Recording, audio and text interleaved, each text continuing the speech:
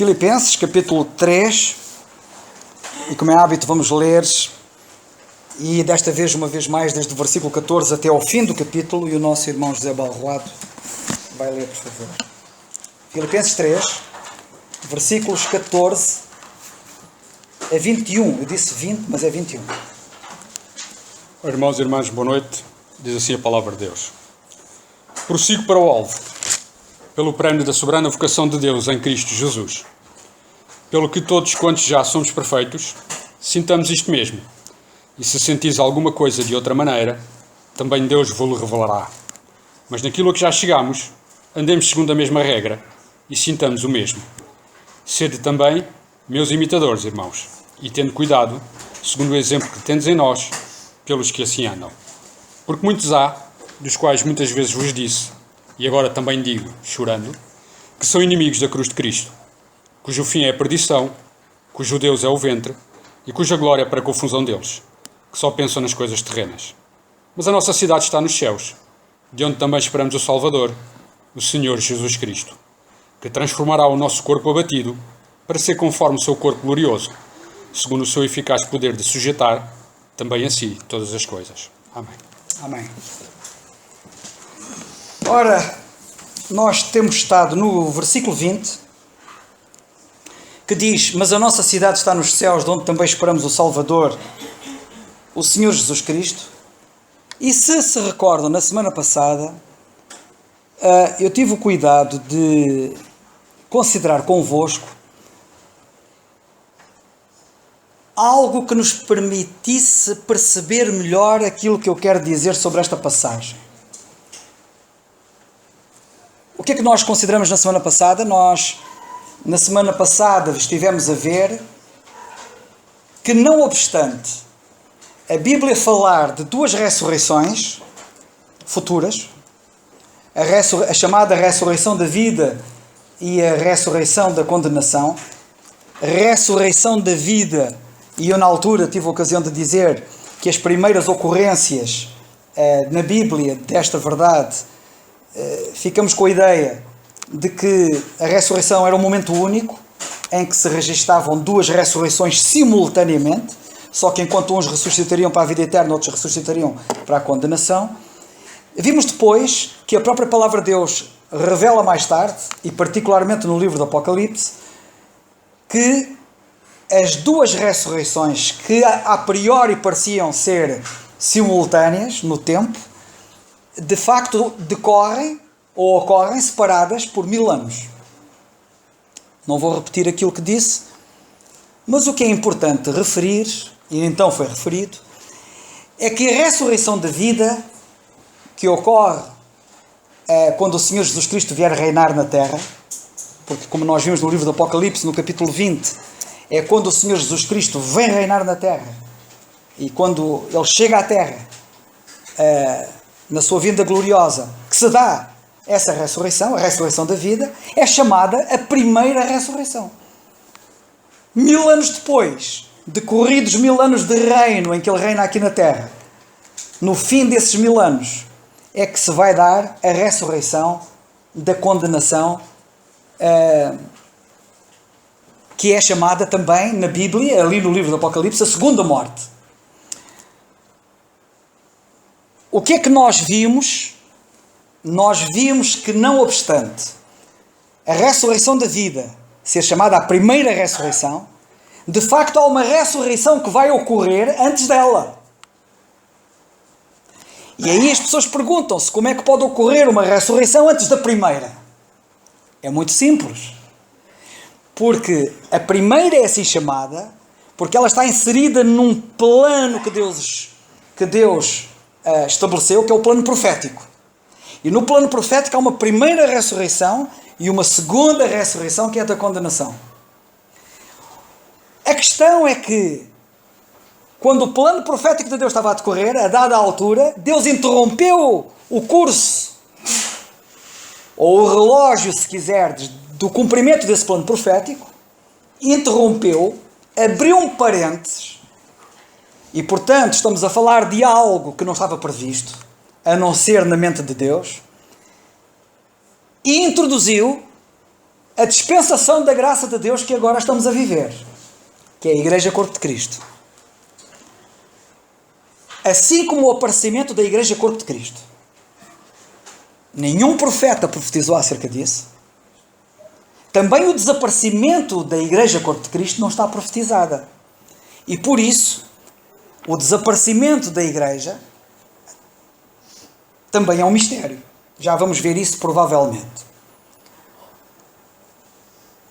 E quando a Igreja desaparecer, vai acontecer uma coisa curiosa. O Senhor vem aos ares, não vem à terra, vem aos ares, e nos ares atrai a si toda a Igreja. Os crentes que já morreram e que pertencem à Igreja, que vão ressuscitar, e cá está a tal ressurreição que se dá fora da primeira ressurreição, é a ressurreição do mistério, podemos chamá-la assim. E os crentes que estiverem vivos nessa altura são transformados e, juntamente com os que mortos ressuscitam, vão juntos, todos eles, ao encontro do Senhor aos ares. É o que nós lemos na primeira carta aos Tessalonicenses, no capítulo 4. Ora, eu exatamente falei acerca desta verdade das ressurreições para podermos perceber, com um exemplo típico, de alguma coisa acontecer antes de uma coisa chamada a primeira. É possível acontecer nestas circunstâncias, porque na questão da vinda do Senhor, aqui referida no versículo 20, quando lemos: a nossa cidade está nos céus, de onde também esperamos o Salvador, o Senhor Jesus Cristo, muita gente faz uma grande confusão sobre a vinda do Senhor Jesus Cristo.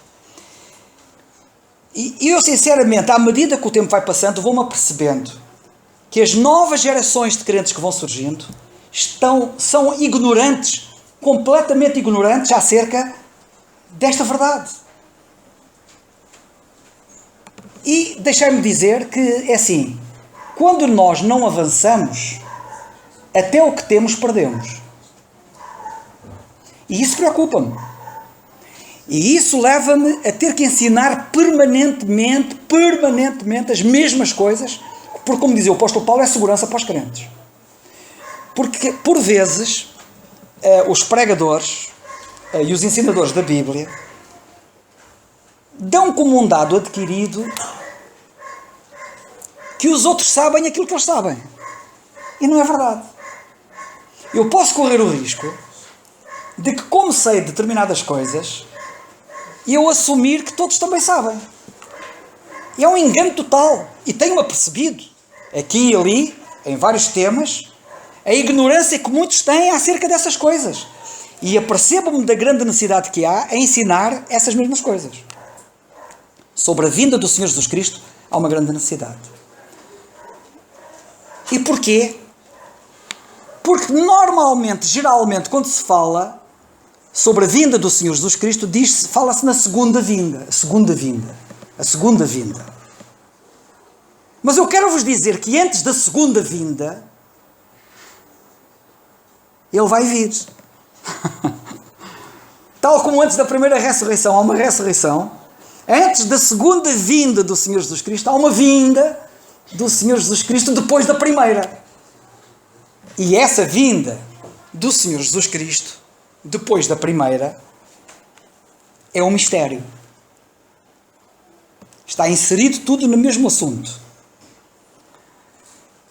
Porque, na linha profética, os profetas falaram apenas de duas vindas do Senhor. Quando o Senhor veio, há quase 2000 anos, os profetas, nós temos dezenas de profecias que se cumpriram rigorosamente, literalmente, e Ele veio. E há profecias, na linha profética, da vinda dEle e de pormenores acerca da vinda dEle, que se vão cumprir também literalmente, e Ele vai voltar.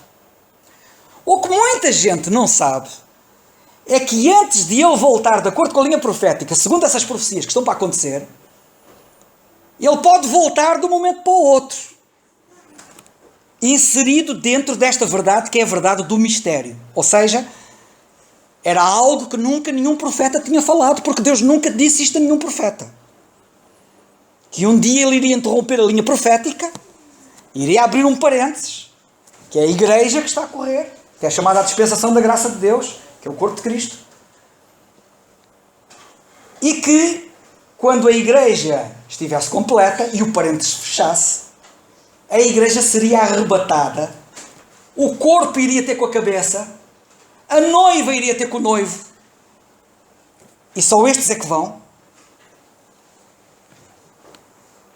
E este evento é chamado o mistério. Não está na linha profética. Nunca ninguém falou acerca disto. Eu gostava que vocês dessem uma espreitadela no instante da primeira carta aos Coríntios, capítulo 15, que diz assim, no versículo 51, o apóstolo Paulo, quando fala acerca disto, diz assim: e eu tive que, na semana passada, e hoje no início, falar acerca da questão das ressurreições, porque as ressurreições estão associadas à vinda. Nós temos ressurreições associadas à segunda vinda de Cristo, como temos esta ressurreição associada ao arrebatamento da igreja, à vinda dele aos ares. Já agora só um pequeno pormenor. Isto é difícil para mim, vocês podem imaginar, não sei se imaginam, mas isto é muito difícil de eu poder fazer a abordagem, a melhor abordagem, para que vocês tenham um melhor entendimento. A vinda do Senhor Jesus Cristo aos ares é diferente da outra em vários aspectos. E um dos aspectos é que o Senhor vem aos ares. E só leva com ele, e vai levar com ele, os crentes que pertencem à igreja. Porque todos os outros crentes que não pertencem à igreja e que antecederam a igreja não vão. Portanto, só ressuscitam aqueles que pertencem ao corpo, porque é o corpo que se vai juntar à cabeça. Todos os outros crentes vão ressuscitar mais tarde, na primeira ressurreição, quando o Senhor vier à Terra. E há uma série de pormenores, de grandes diferenças, e há mas antes disso, eu vou ler a passagem que diz no versículo 51, eis aqui vos digo o mistério, diz Paulo. Na verdade, nem todos dormiremos. Dormiremos quer dizer, estaremos na situação de morte. Porque a morte para os crentes é chamado um sono, e um sono também é a forma que Deus descreve quem está morto. Porque vai despertar, vai ressuscitar.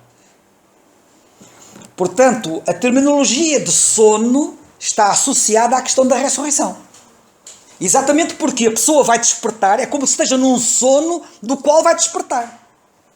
E por isso todos os mortos vão despertar do sono.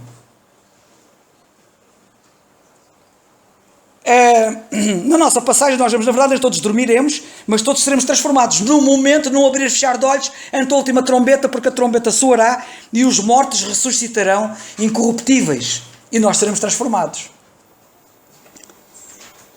Esta ressurreição é a ressurreição do mistério. Ele diz, eis aqui vos digo o mistério. Esta ressurreição não tem nada a ver com a primeira ressurreição do livro do Apocalipse. Esta ressurreição nem pode ter a ver nada com o livro do Apocalipse, porque a do livro do Apocalipse tem a ver com a vinda do Senhor Jesus Cristo à Terra. E a vinda do Senhor Jesus Cristo à Terra para acontecer é precedida de sinais. O Senhor Jesus Cristo, quando falou da vinda dele à Terra, ele disse, olhai, quando acontecer isto, quando acontecer aquilo, e quando acontecer aquele outro, a minha vinda está próxima. Certo? Mas esta vinda do Senhor Jesus Cristo aos ares para arrebatar a igreja não depende do cumprimento de nenhum sinal. E sabem porquê? Porque, entre outras coisas, porque o apóstolo diz assim, no momento no abrir e fechar de olhos ante a última trombeta, porque a trombeta soará, e os mortos ressuscitarão incorruptíveis, e nós seremos transformados. Versículo 51, eis aqui vos digo o mistério, na verdade nem todos dormiremos, mas todos seremos transformados. O apóstolo Paulo esperava a experimentar este evento, que ele não poderia dizer que iria experimentar. Ele na carta aos Tessalonicenses, que é uma passagem paralela a esta, no capítulo 4, ele diz no versículo 13, Não quero, porém, irmãos, que sejais ignorantes acerca dos que já dormem, para que não vos entristeçais como aos demais que não têm esperança. Porque se cremos que Jesus morreu e ressuscitou, assim também aos que em Jesus dormem, Deus os tornará a trazer com Ele. Dizemos, pois isto pela palavra do Senhor, que nós, os que ficarmos vivos para a vinda do Senhor, não precederemos os que dormem. O apóstolo esperava estar vivo para a vinda do Senhor. Ele não podia dizer isto em relação à segunda vinda do Senhor Jesus Cristo à Terra. Porque a segunda vinda do Senhor Jesus Cristo à Terra depende do cumprimento de vários sinais. Mas o apóstolo, já nos dias dele, sabia que o Senhor podia vir a ousar arrebatar a igreja a qualquer instante. E ele esperava estar vivo quando isso acontecesse. Não dependia do cumprimento de nenhum sinal. Já agora, uma coisa muito importante que me parece que é importante dizer neste momento. Um dos grandes erros no entendimento das pessoas em geral sobre a segunda vinda do Senhor Jesus Cristo tem exatamente a ver com este pormenor. Quando falam na vinda dele, falam em sinais. Está a acontecer isto, o Senhor vem aí. Está a acontecer aquilo, o Senhor vem aí. Eu converti-me há 40 anos. E há 40 anos que ouço falar nisso. Por mau manejo das Escrituras. Eu vou passar a explicar. Primeira carta aos Coríntios, capítulo... Primeira epístola aos Coríntios, capítulo 1. Versículo 22. Porque os judeus pedem sinal e os gregos buscam sabedoria.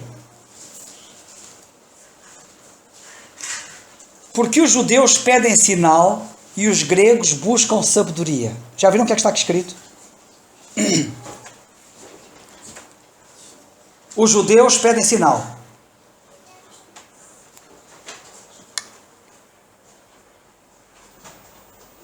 Quem é que pede sinal? Os judeus. 1 Coríntios 1, 22. 1 Coríntios 1, 22. Porque os judeus pedem sinal. Quem é que pede sinal? Os judeus.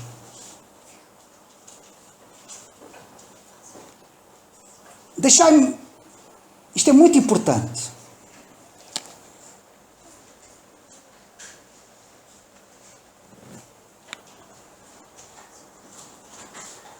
Deus hoje não está a tratar com o povo judeu.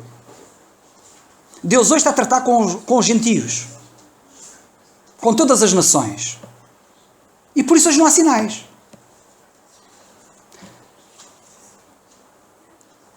Esta questão dos sinais é uma questão vasta. Eu até diria vastíssima. Sabem porquê? Porque os sinais não apenas têm a ver com a vinda do Senhor Jesus Cristo, mas também têm a ver com os milagres. Porque os milagres que eram operados quando o Senhor Jesus Cristo estava cá na Terra eram chamados sinais. Portanto, nós temos dois tipos de sinais. Temos sinais milagres e temos os sinais que são acontecimentos indicativos da vinda do Senhor Jesus Cristo, da proximidade da sua vinda. Sinais têm apenas a ver com os judeus. Os judeus é que pedem sinais. O apóstolo Paulo, na carta aos Coríntios, diz: nós andamos por fé, não andamos por vista. E isto explica, isto é muito importante, isto explica por que razão é que os milagres operados por homens a quem Deus deu o dom para operar milagres, hoje não está em vigor. Hoje não há milagreiros. Quando os milagres estavam a ser operados em Catadupa, quando uma cidade, como a cidade de Cafarnaum, acordou um dia, todos os doentes estavam curados. Isto hoje não acontece. Quando Pedro passava e a sua sombra curava os enfermos. Isto hoje não acontece. Quando um pobre pedinte estava à porta de um templo a pedir esmola, e em troca da esmola que ele pedia, recebia a cura física da sua perna, porque ele era coxo. Isto hoje não acontece. Há muita gente aí a pedir esmola e eu ainda não vi ninguém a chegar ao pé dele e dizer assim: olha, eu não tenho dinheiro para te dar, mas eu tenho uma coisa para te dar. Em nome de Jesus Cristo, levanta-te e anda. Eu gostava de ver fazer isso aí àqueles pedintes que andam aí pelas ruas. Gostava de vê-los a fazer isso. Portanto, sejamos claros. E o cenário, o espetáculo, o triste espetáculo que nós encontramos no mundo da cristandade hoje em dia, de verem pessoas supostamente a querer operar milagres, supostamente sob o poder do Senhor Jesus Cristo, é confrangedor. Porque os judeus pedem sinal. Nós não somos judeus. E por isso, quando o Senhor cá estava, os milagres aconteciam. Porque ele foi enviado às ovelhas perdidas da casa de Israel. E quando ele falou da vinda dele, e quando o Senhor Jesus Cristo falou da vinda dele, ele falou da vinda dele a Israel. O Senhor Jesus Cristo, quando vier, não vai a Nova Iorque. O Senhor Jesus Cristo, quando vier, não vai a Paris, nem vai a Londres, não vai a Sydney, não vai a Joanesburgo. O Senhor Jesus Cristo, quando vier, vai estar em Israel. E por isso a vinda dele tem a ver com sinais, porque o judeu pede sinal. Eu quero que vocês leiam, por favor, em Atos dos Apóstolos, no capítulo 1. O livro dos Atos dos Apóstolos, capítulo 1.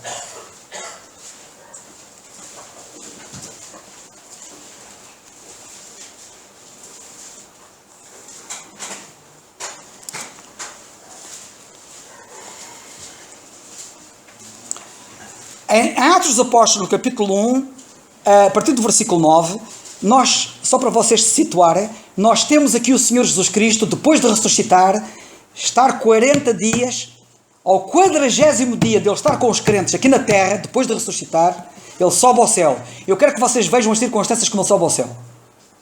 Deu-nos assim. E quando dizia isto, vendo eles, foi levado às alturas, e uma nuvem o recebeu, ocultando a seus olhos. E estando com os olhos fitos no céu, enquanto ele subia, eis que junto de Deus se puseram 2 varões vestidos de branco. E isto são os apóstolos, que estavam espantados a olhar para o céu e a vê-lo subir. Os quais lhe disseram: varões galileus, por que estáis olhando para o céu? Esse Jesus que dentre vós foi recebido em cima no céu, há de vir, cá está a vinda dele, há de vir, assim como para o céu o vistes ir. O que é que nós vamos a seguir? Então voltaram para Jerusalém do monte chamado das Oliveiras, o qual está perto de Jerusalém, à distância do caminho de um sábado. Onde é que se deu este evento da subida do Senhor Jesus da terra ao céu? Deu-se no monte das Oliveiras. O que é que os anjos disseram àqueles varões judeus que estavam muito espantados a olhar para o céu? Esse Jesus que dentre vós foi recebido em cima no céu há de vir, assim como para o céu o vistes ir.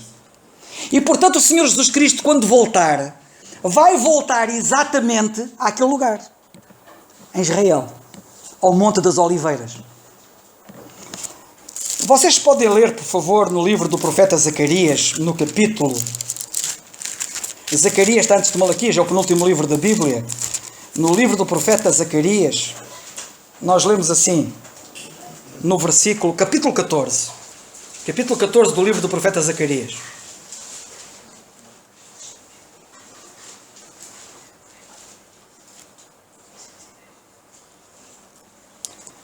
Capítulo 14, versículo 1. Eis que vem um dia do Senhor, em que os teus despojos se repartirão no meio de ti.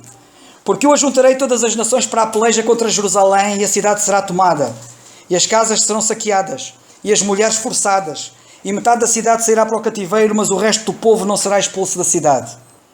E o Senhor sairá e pelejará contra estas nações. Notem, o Senhor sairá e pelejará. Isto é a vinda dele. O Senhor sairá e o Senhor pelejará contra estas nações, como no dia em que pelejou no dia da batalha. E naquele dia estarão os seus pés sobre o Monte das Oliveiras, que está de fronte de Jerusalém, para o Oriente. E o Monte das Oliveiras será fendido pelo meio, para o Oriente e para o Ocidente, e haverá um vale muito grande, e metade do monte se apartará para o norte e a outra metade para o sul. E ficamos por aqui. Quando o Senhor Jesus Cristo vier, em poder e grande glória, e vier intervir nos afazeres deste mundo, e vier intervir no meio, contra aquelas nações que estão contra o seu povo de Israel, ele virá e os seus pés estarão no monte das oliveiras, cumprindo-se o que os anjos disseram. Ele virá como para o céu o vistes ir. Jesus, repito, o Senhor Jesus Cristo não vem a Nova Iorque, nem a Lisboa. O Senhor Jesus Cristo vai voltar a Israel. E os judeus pedem sinal. E por isso a vinda dele em relação a Israel é precedida de sinais. Os sinais são para o povo dos sinais. Nós não somos o povo dos sinais. Nós somos da fé. Nós andamos por fé, não andamos por vista. E o povo dos sinais é que requer sinais. E hoje não há sinais. Nem dessas curas, supostamente. E eu até gostava de perguntar, isto levava-nos, não é o meu tema, eu não vou desviar, mas eu gostava de perguntar, curado para quê? Para seguir morrer? Porque todos os supostamente curados morrem. Há algum que tenha cá ficado? E até podemos dizer mais. Há um momento que a cura já não funciona. Porque a pessoa morre. Mas que cura é essa?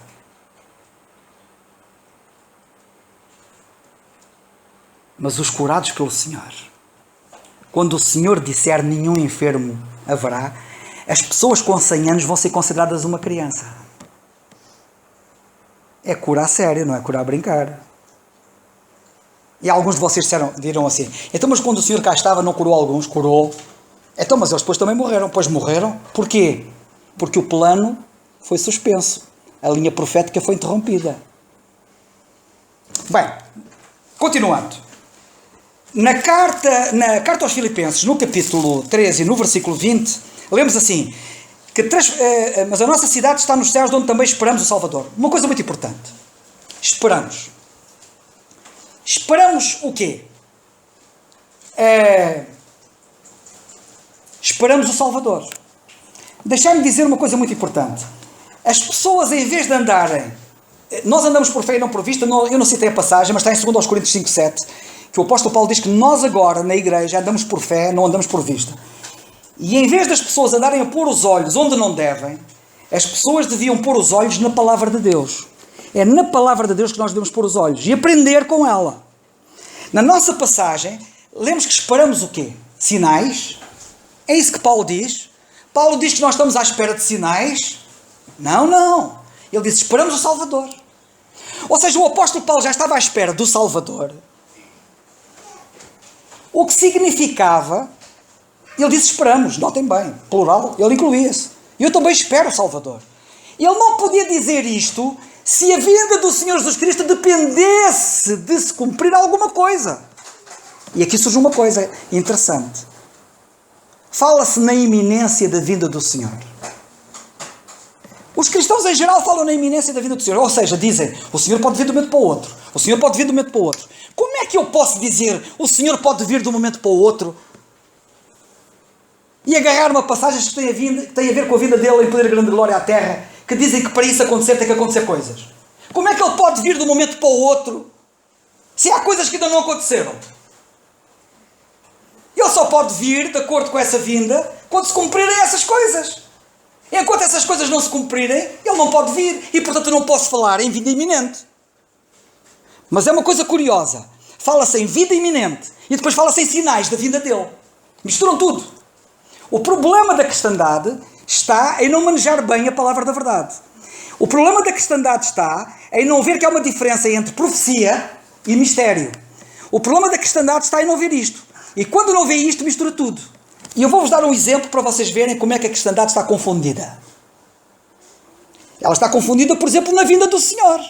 Porque diz simultaneamente, que é uma impossibilidade, que a vinda do Senhor é iminente, ou seja, o Senhor pode vir agora esta noite, e aí ver aí por púlpitos espalhados na terra, pregadores a pregarem, ele pode vir agora.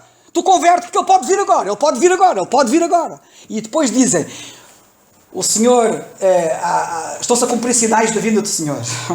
Então, mas ele pode vir agora, ou os sinais têm que se cumprir para que ele venha? Já viram a contradição em que vivem? E uma pessoa chega a um ponto que diz assim, mas como é que é? Então, mas temos que esperar que os sinais se cumpram, só quando os sinais se cumprirem todos é que o Senhor vem. Então como é que se pode dizer que o Senhor pode vir de um momento para o outro? Não, o Senhor não pode vir de um momento para o outro se ainda há sinais para cumprir. Estão a ver a confusão? Mas esta confusão estende-se por todos os assuntos da Bíblia. Eu vou-vos dar um exemplo, apenas um, que é para vocês poderem perceber. A morte do Senhor Jesus Cristo. A morte do Senhor Jesus Cristo. Eu, por acaso, há dias, eu vou fazer esta citação ali do meu amigo André, porque isto passou-se com ele. Há dias. E eu já vos vou contar. Mas antes de eu dizer aquilo que se passou com o meu amigo André, a morte do Senhor Jesus Cristo. Qual deve ser a minha atitude para com a morte do Senhor Jesus Cristo? Devo chorar? Devo chorar copiosamente? Devo estar convulsivamente a chorar? Porque Ele morreu pelos meus pecados? Ou devo alegrar-me? Outra contradição em que a cristandade vive. Por um lado dizem que a gente deve chorar. Por outro lado dizem que a gente se deve alegrar. E eu fico baralhado. Eu devo chorar ou devo me alegrar? Quando o apóstolo Pedro pregou a cruz em Pentecostes, ele virou-se para os seus ouvintes e disse-lhe: vós crucificastes o príncipe da vida, arrependei-vos. A mensagem não foi doce, foi dura. E a mensagem exigia arrependimento e lágrimas, e choro convulsivo. Aliás, só para vocês terem uma ideia, ele estava a pregar à nação de Israel, mais uma vez, o povo dos sinais, que não se arrependeu. Ele tentou levar a nação ao arrependimento. Tentou levar a nação às lágrimas. Porque crucificaram o seu Messias. Não o deviam ter feito. E tem que se arrepender disso. E mais, e Pedro disse: e enquanto vocês não se arrependerem, ele não virá. Mas se vocês se arrependerem, ele vem. Cristo, que já antes foi pregado, ele virá. Mas eles não se arrependeram. Vocês querem ver o que é que acontece quando ele vier? Vamos lá a Zacarias outra vez. Penúltimo livro da Bíblia. Rapidamente. Rapidamente. Zacarias capítulo 14. Rapidamente. Reparem bem.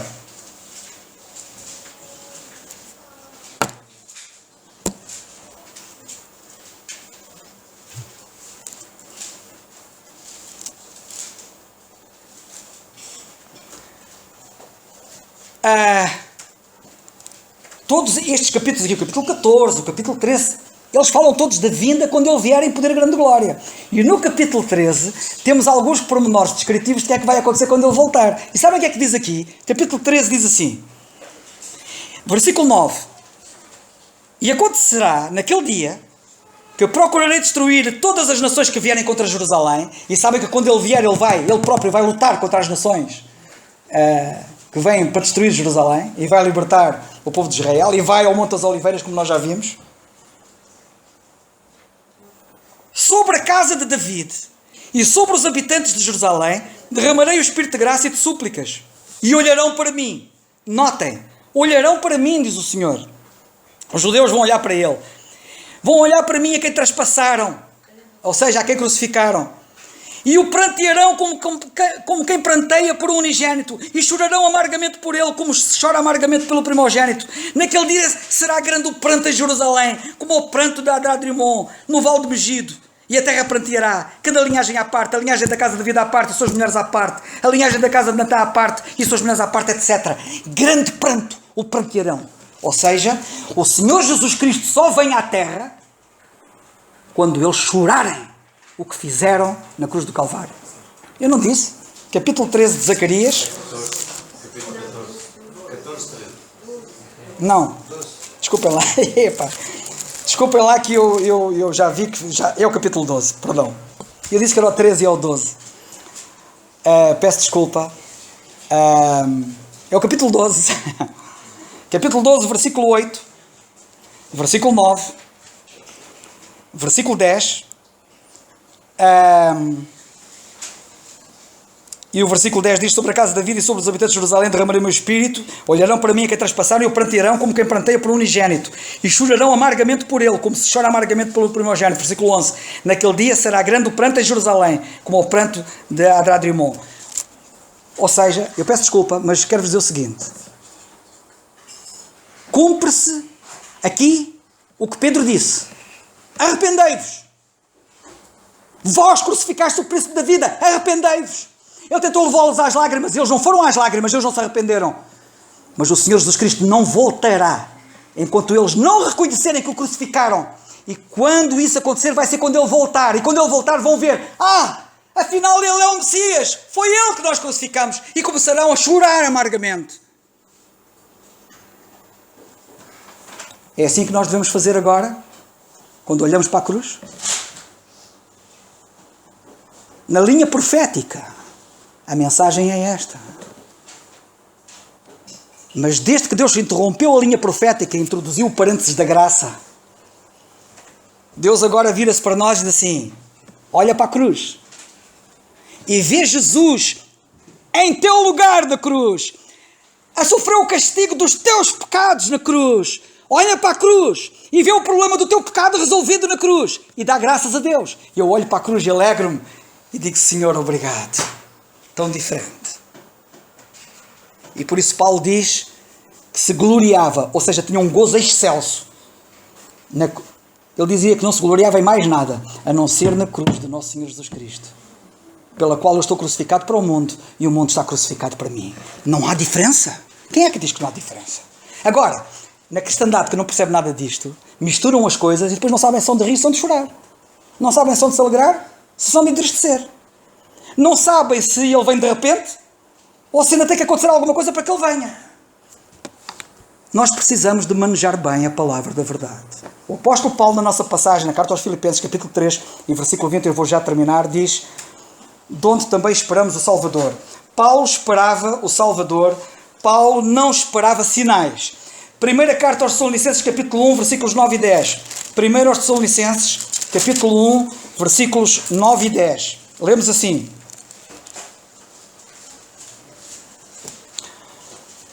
por esta razão, nós também, desde o dia em que o ouvimos... Eu estou a ler mal, perdão, eu estou mal. 1 Tessalonicenses 1, 9 e 10. Porque eles mesmos anunciam de nós qual a entrada que tivemos para convosco, e como dos ídolos vos convertestes a Deus. Nós convertemos dos ídolos a Deus, diz aqui o apóstolo. Para quê? Para servir o Deus vivo e verdadeiro. E esperar. Esperar o quê? Sinais? Não. Esperar dos céus sinais? Não. Esperar dos céus é seu Filho. Nós esperamos o Senhor Jesus Cristo. Não há sinais.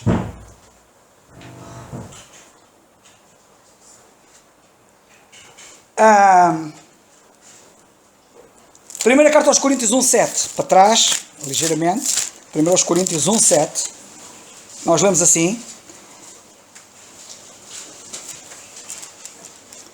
de maneira que diz ele aos Coríntios que nenhum dom vos falta, esperando a manifestação do nosso Senhor Jesus Cristo. Esperando sinais? Não. Esperando a vinda dele. Nós estamos à espera da vinda dele. Na carta a Tito, para a frente, antes da carta aos Hebreus, Epístola a Tito, no capítulo 2, nós lemos assim, versículo 11: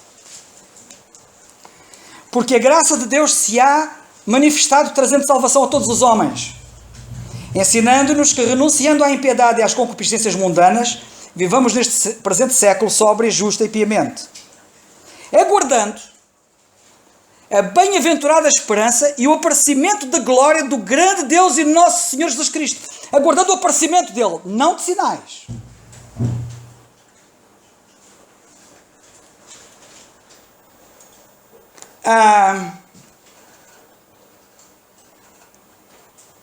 Se Deus quiser, para a semana, eu ainda quero tocar neste assunto. Para a semana ainda quero tocar neste assunto, porque este assunto é muito importante. Que é para nós vermos se, de uma vez por todas, pelo menos nós que estamos aqui, percebemos a diferença entre o arrebatamento da igreja e a vinda de Cristo à Terra.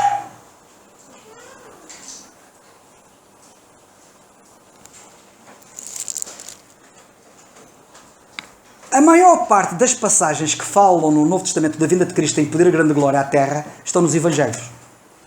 Mateus 24, Marcos 13, Lucas 21, João, capítulo 14.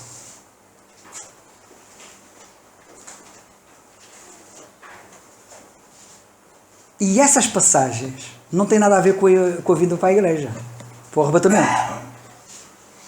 E uma das coisas que vocês vão ver, que é muito importante, onde ver que o Senhor Jesus Cristo está associado a essa vinda como Filho do Homem, que é uma expressão que é estranha à graça de Deus agora na dispensação da graça. Ele nunca é chamado Filho do Homem agora. Mas eu para a semana explico isso. Filho do Homem é uma expressão que ele tem, é um título de juiz. Ele em relação à igreja não é juiz, é salvador do corpo. Mas quando ele vier em poder e grande glória, ele vem para julgar. Aliás, vocês já viram um bocadinho de como é que ele vem julgar as nações e libertar Israel das mãos das nações. Ele vem como juiz. Ele vem como Filho do Homem. Filho do Homem é um título de juiz e vocês vão ver isso com muito detalhe que eu espero mostrar para a semana, se Deus quiser. Mas, portanto, eu gostava que todos pudessem perceber que para a vinda do Senhor Jesus Cristo para a igreja não há sinais, porque nós não estamos no tempo dos sinais. Nós não somos o povo dos sinais. E isto é uma referência muito importante que vos ajudará a perceber onde é que vocês estão. Quem pede sinal são os judeus. E por isso é que o Senhor falou tanto em sinais, da vinda, para a vinda dele. E por isso é que ele falou tanto em sinais, para eles acreditarem no que ele, até mesmo no seu messiado, com os milagres que ele fazia. Eram sinais. Nós não precisamos de sinais. Nós andamos por fé. Nós não andamos por vista. Que o Senhor nos ajude.